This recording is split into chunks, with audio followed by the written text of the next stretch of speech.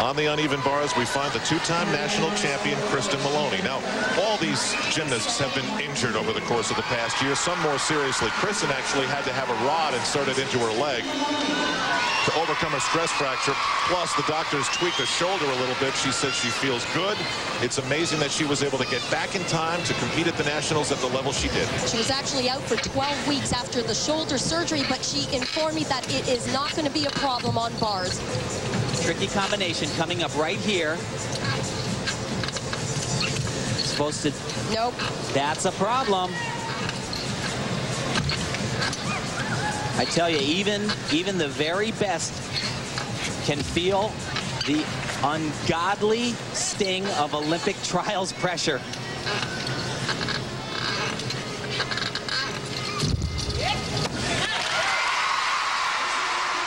She's a pro, though, and she definitely held that together. Not going to bring in the score that it could have, though. Could have been a disaster.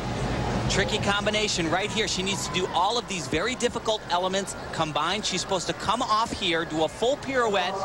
Doesn't get anywhere near the handstand, and this is where her mind, it is spinning, it's racing.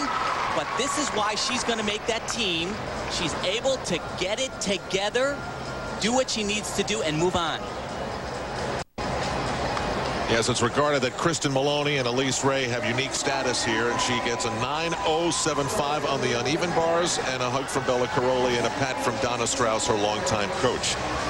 Let's get the numbers on Vanessa Atler. 9.4 on the second vault. She averages out 9.5. And now we're going to watch the elegant style of Alyssa Beckerman, life on the bubble from Wyoming, Ohio. Coming into these Olympic trials, she was in 5th place. Ideally, you would love to take the indecision out of it. Reinforce the fact that you belong in the Olympic Games. She'll be on the vault here, and this was her weakest apparatus at the Nationals. Now she's starting off with a vault. To give you an idea, it's just the start value is only out of a 9.6.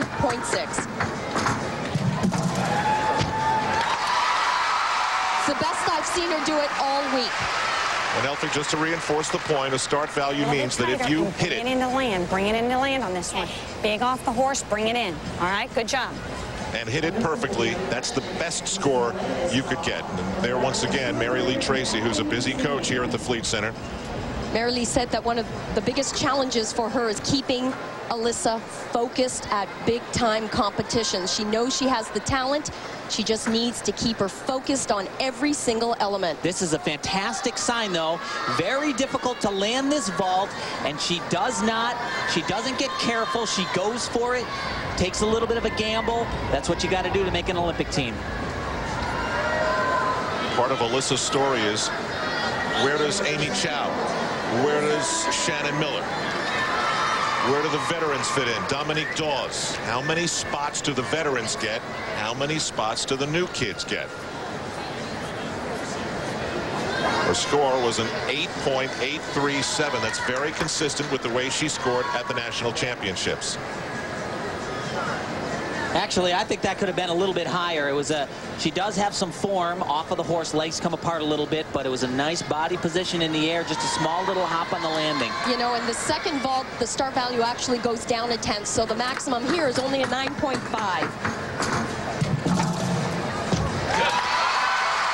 Maybe a little bit cleaner, not quite as good of a body position and a bigger step. And great vaults. Thank you. All right, let's get ready for the next one. Good job. You know,